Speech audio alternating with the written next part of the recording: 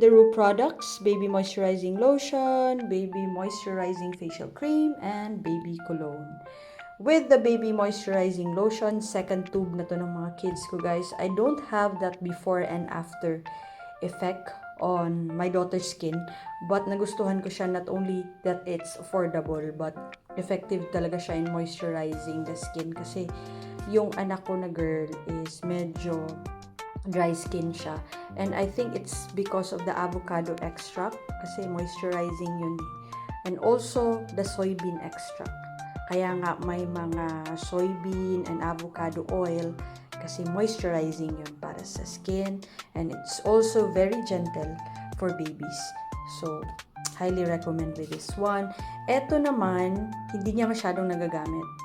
Well, in fact, medyo marami pa to. Hindi pa to niya ubos. I just bought this one kasi pag nakikita niya akong mag-skincare, gusto niya rin mag-skincare. Hindi naman pwede yung mga products na ginagamit natin for kids. So, binilhan ko siya nito para may mailagay siya sa kanyang face. Ayan. Naka-half na pala din siya. Ayun. And, my daughter's recent favorite is this one. Guys, ang bango nito. Powder-like smell. Pag in-spray mo siya, parang pang baby powder, ganun ang atake. Ang fresh.